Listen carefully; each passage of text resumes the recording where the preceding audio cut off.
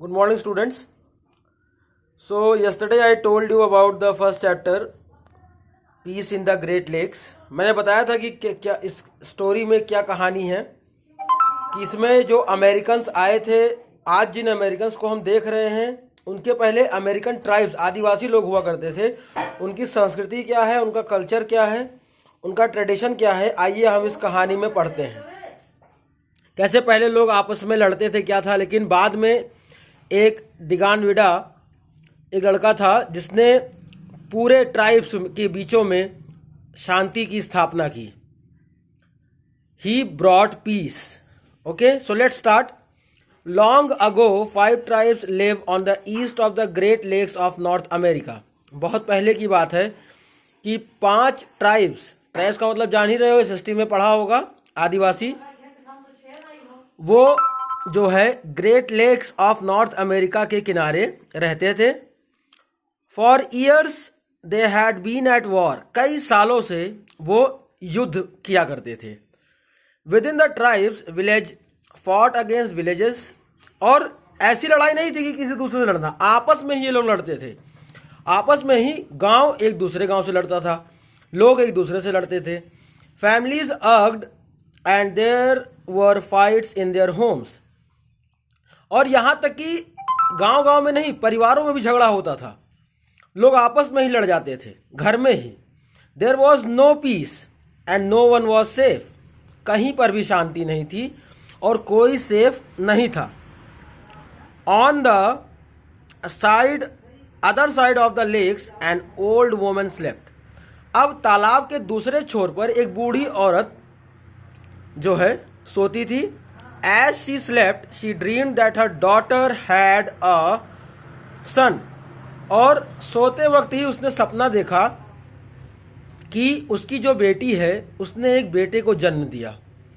His name was Deganawida. उसका नाम था क्या? दिगानविडा नाम था। She dreamed that one day he would take a message of peace to the tribes across the water.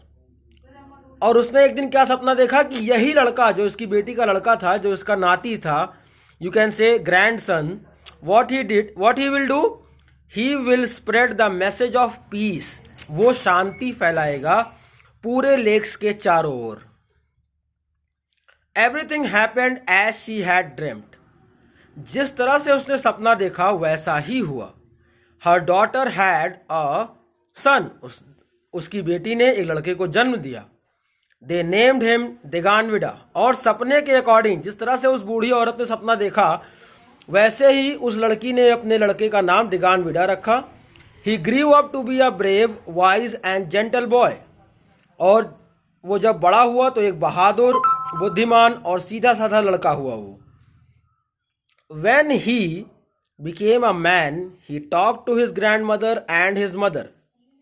और जब वो बड़ा हुआ तो उसने अपनी दादी माँ और अपनी माँ से बात की और क्या कहा? He told them that he wanted to bring peace to the 5 nations. और उसने यही कहा अपनी दादी माँ और माँ से कि वो 5 देशों में शांति लाना चाहता है। They agreed him to let him go. They agreed to let him go. और उन लोगों ने उसकी बात मान करके उसको ये काम करने के लिए परमिशन दी कि ठीक है बेटा, तुम जाओ और अपने इस मकसद में कामयाब हो। Deganawida set off across the lake. अब दिगानविडा जो है वो तालाब के रास्ते चल पड़ा। He paddled a white stone canoe to the opposite shore. Canoe का मतलब बोट होता है। जैसे आजकल आप लोग पैडलिंग बोट देखते हो, नदी में अपने पांव से चला करके चलाया जाता है, वैसे ही उसने एक जो है बोट बनाया और वो एक छोर से दूसरी छोर की ओर जाने लगा। When the people saw him floating in a boat made of stone, जब लोगों ने उसको देखा कि ये पत्थर के बने बोट में तैर रहा है, they were amazed। वो जो है अचंभित रह गए। They listened to his words and at once they agreed to put down their weapons and live peacefully।